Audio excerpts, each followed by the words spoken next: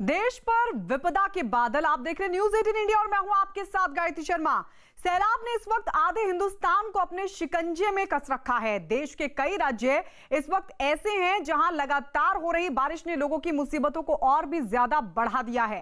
भारी बारिश की वजह से बांध लबालब हो चुके हैं, जिसका नतीजा अब यह हो रहा है कि जो पानी अपनी हदों तक सिमटा रहा करता था वो अब सुनामी बनकर शहरी आबादी को भी लीलने लगा है।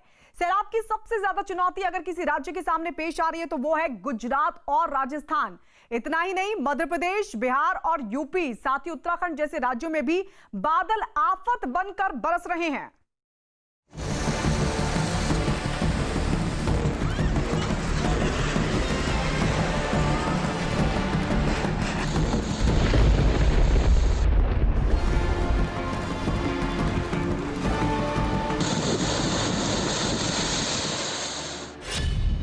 देश के कई राज्यों में सैलाब का सितम।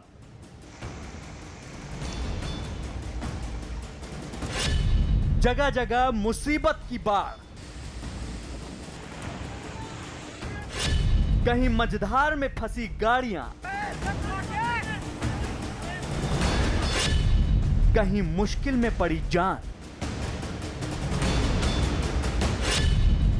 शहरों से गांव तक सैलाब का हाहाकार।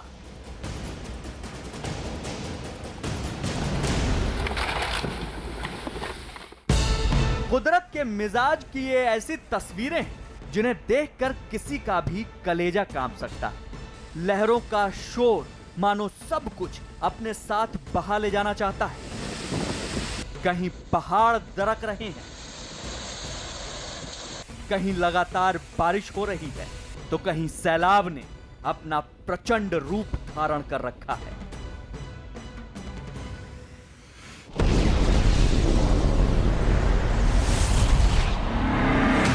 ऐसी कुछ तस्वीरें गुजरात के सूरत जिले से सामने आई हैं। यह शहर वेनिस बन गया है। आबादी वाले इलाकों में 5-5 फीट पानी भरा हुआ है। यहाँ के पर्वत पाटिया इलाके में लोगों को सैलाब की वजह से सबसे ज्यादा चुनौती का सामना करना पड़ रहा है। यहाँ जिस तरफ आपकी नजर जाएगी बस पानी ही पानी नजर आएगा। आलम यह हो चुका है कि गलियों में रेस्क्यू बोट चल रही है, ऐसे जैसे नदी में चलती है। इसी रेस्क्यू बोट के जरिए लोगों तक मदद पहुंचाई जा रही है। सूरत के तकरीबन 4 इलाके ऐसे हैं जिसमें खाड़ियों का पानी घुस गया है। पिछले 4 दिनों से इन सभी सोसाइटियों में पर्वत पाटिया, लिम्बायत, मीठी खाड़ी, कमरू नगर, पर्वत गांव और माधवबाग सहित के जो एरिया है वहाँ कमर से भी ज़्यादा पानी है। सैलाब से उफनाई नदी की दहशत द्वारका में भी देखने को मिली।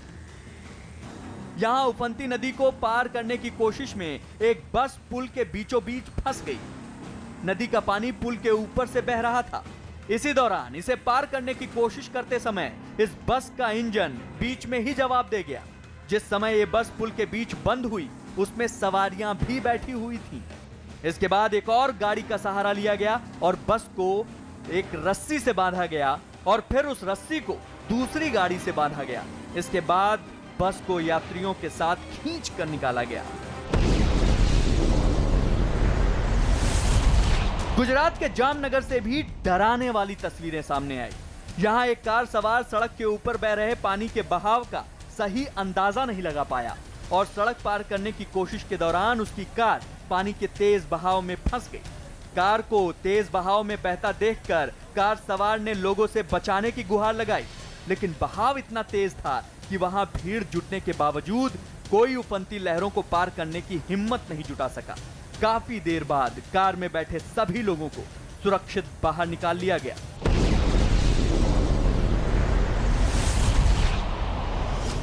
सोमनाथ में भी लहरों का आतंक साफ देखा जा सकता है। यहां मछुंदरी नदी इस कदर उफान पर है कि नदी का पानी अब पुल पार कर चुका है। जरा सी लापरवाही यहां के लोगों की जान ले सकती है।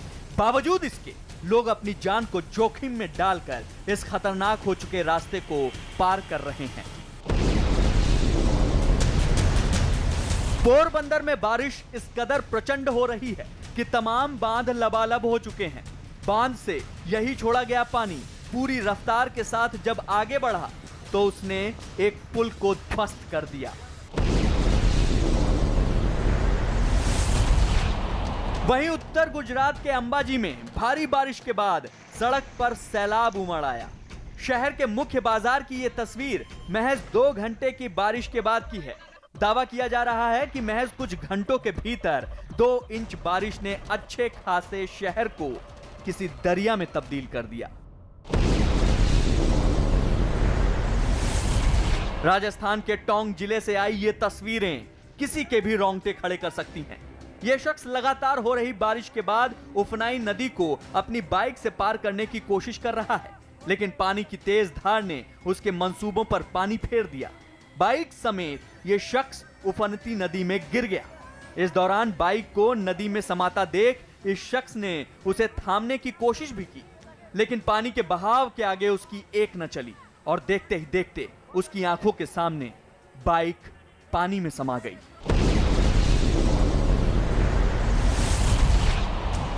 बारिश और बाढ़ के इस मौसम में सबसे बुरा हाल पहाड़ी इलाकों का हो रहा है। यहाँ एक और पहाड़ी नदियां अपना कहर बरपा रही हैं, वहीं पहाड़ों का दरकना भी लगातार जारी है। मांडी से आई ये तस्वीरें देखकर किसी का भी कलेजा कांप जाए। यहाँ पहाड़ ऐसे दरक उठा जैसे मिट्टी और पत्थरों का कोई झरना नीचे की ओर बढ़ रहा हो। इस पहाड़ के खिसकने की वजह से सड़क का बड़ा हिस्सा बंद हो गया।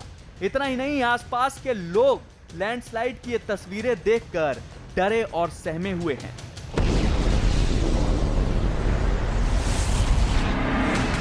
उत्तराखंड के चमोली में भी लगातार हो रही बारिश लोगों के लिए आफत का सबब बन गई है। यहां बद्रीनाथ हाईवे पर उस वक्त बड़ा हादसा टल गया जब अचानक पहाड़ का बड़ा हिस्सा भरभरा कर जमीन पर गिरने लगा।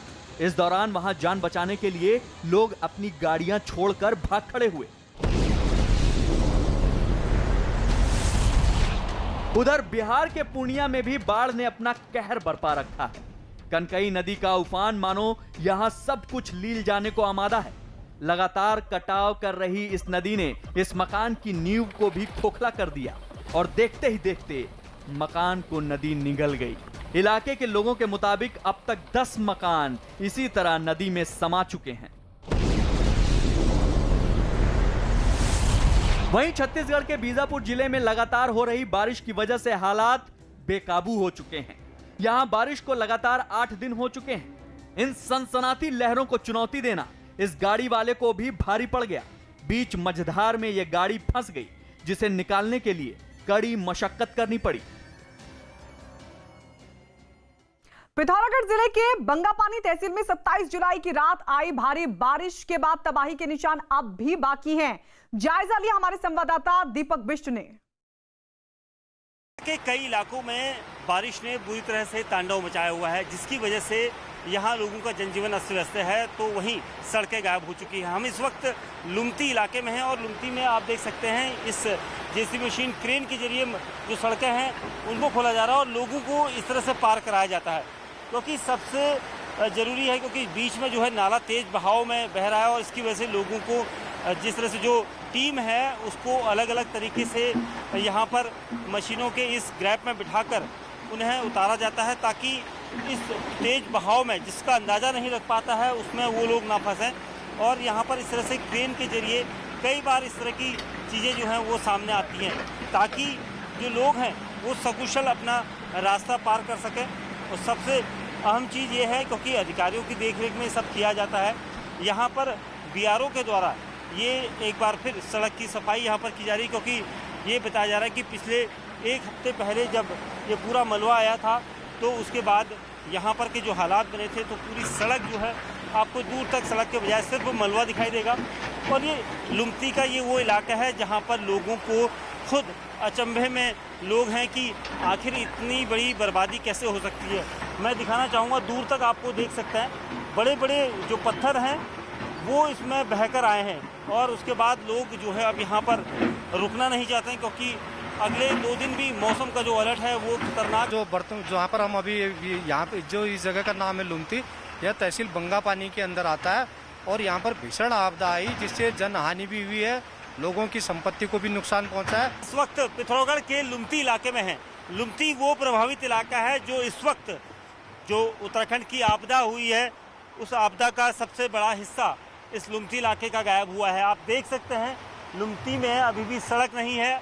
यहाँ से जौलजीबी होते हुए मुनस्यारी तक का जो मार्ग है पूरा अवरोध है, क्योंकि इतने बड़े बड़े पत्थरों को यहाँ पर हटाया जा रहा है। आप दूर तक देख सकते हैं यहाँ पर जो आपदा आई थी और लगभग 20 से 25 दिन हो चुके हैं और इस आपदा में आप इतने बड़े बड़े पत्थरों को देख सकते हैं। जो इलाके के लोग थे वो रात भर यहाँ पर आवाज़ें सुनते रहे क्योंकि बहुत भयानक बारिश हो रही थी। अब ये 24 परिवार जो इस क्षेत्र में हैं वो ऐसे फंसे पड़े हैं कि इनको अगर एक माचिस की डिब्बी भी लेनी है तो कम से कम 7 से 9 किलोमीटर पैदल चल के सड़क तक पहुंचना पड़ता है।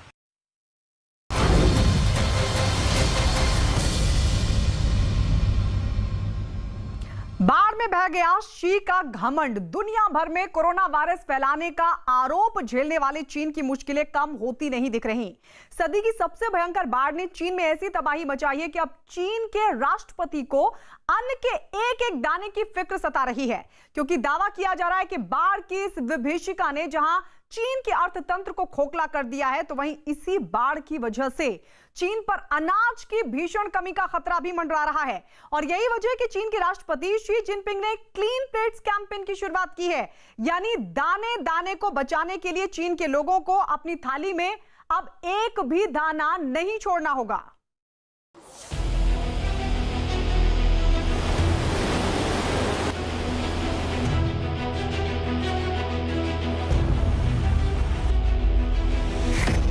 चीन में सदी का सबसे भयंकर सैलाब।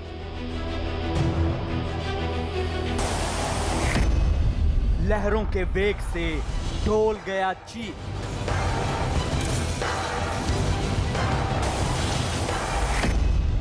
तबाही और बर्बादी की बेतहाशा बाढ़।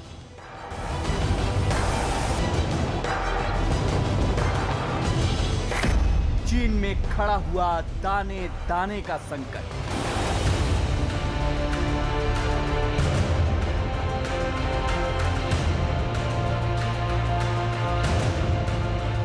जो चीन अपनी तकनीक का दम भरता था, जो चीन अपनी ताकत का डंका पीटता था, जो चीन अपने आप को महाशक्ति बनाने चला था, वही चीन कोरोना काल के बाद अब कुदरत की सबसे बड़ी मुसीबत को झेल रहा है।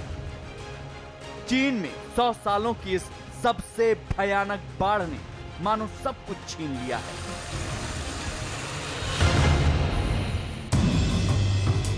छह 6,300 किलोमीटर लंबी यांगसे नदी और उसकी सहायक 600 नदियों ने चीन के सारे सिस्टम की नींव हिला दी है।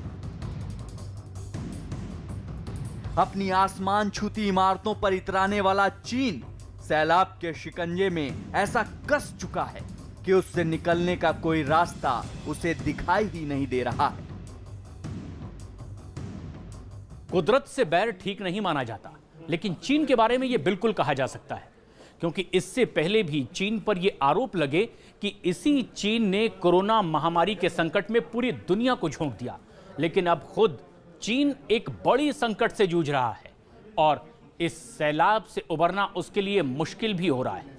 माना यह भी जा रहा है कि दरअसल चीन अगर वहां की नदियों की भौगोलिक स्थिति से छेड़छाड़ नहीं करता तो शायद चीन को इतनी बड़ी समस्या का सामना आज नहीं करना पड़ता।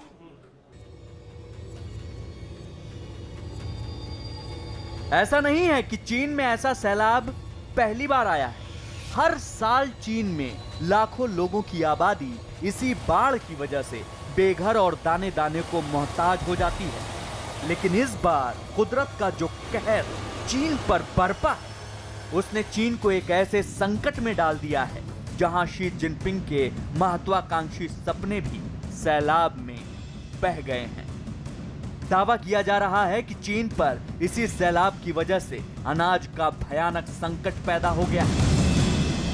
खाद्य संकट होने का मतलब है चीन में पहली बार भी दिखा गया। वो जो टांग डायनेस्टी का बात कर रहे हैं, उस टाइम जनता इतना क्रोध में थे कि वो राजा के खिलाफ वो आंदोलन छेड़ दिए थे। तो शी जिनपिंग का डर है अगर ये खाद्य संकट इतना गहरा हो जाए तो ताकि जनता उसके खिलाफ न हो जाए। चीन लगातार अपनी खामियों को छिपाता आया है। कोरोना महामारी की बात हो या सैलाब के कहर की, चीन की मीडिया उतना ही दिखाती है जितना शी जिनपिंग दिखाना चाहते हैं। लेकिन मौजूदा वक्त में चीन के सामने जो सैलाब चुनौती बनकर आया है, उसे चीन दुनिया से नहीं छिपा सकता।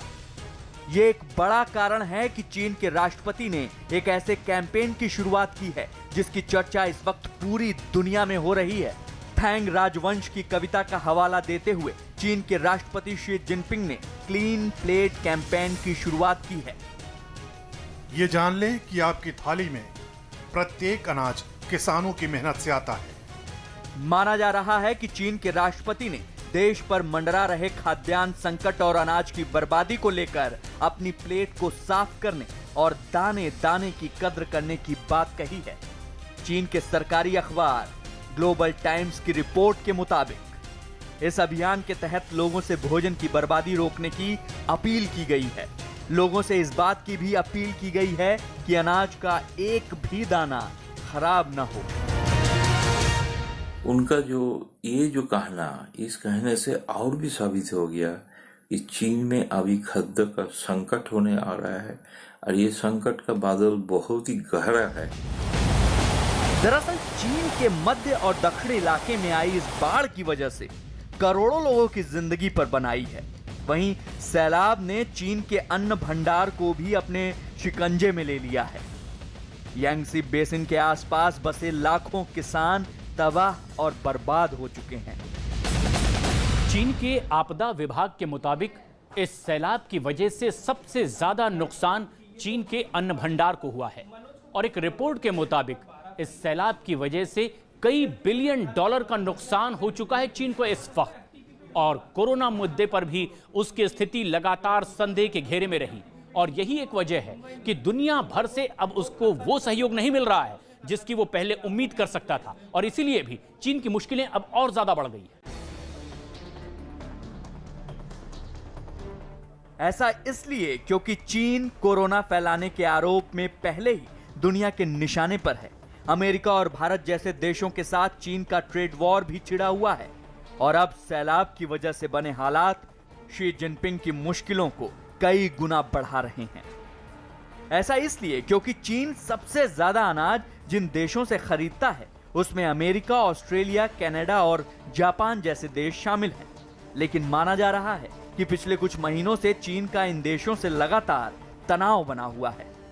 दावा तो यह भी किया जा रहा है कि अमेरिका जैसा देश चीन को जाने वाले अनाज का निर्यात घटा सकता है।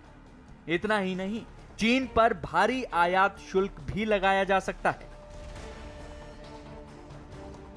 बाढ़ के आगे चीन की ये बेबसी अब ऐसी हो चुकी है कि सरकार खुद भी ये मानने लगी है कि चीन को इस साल सैलाब की वजह से जो नुकसान हुआ है वो पिछले 5 सालों के औसत नुकसान से कई गुना ज्यादा है। सामने ऐसी मुश्किल कई दशकों बाद आई है। नुकसान का आकलन तो सही करना मुश्किल है, लेकिन पिछले 5 सालों में बाढ़ की वजह से चीन को जो नुकसान हुआ, ये नुकसान उससे 15.9% ज्यादा है।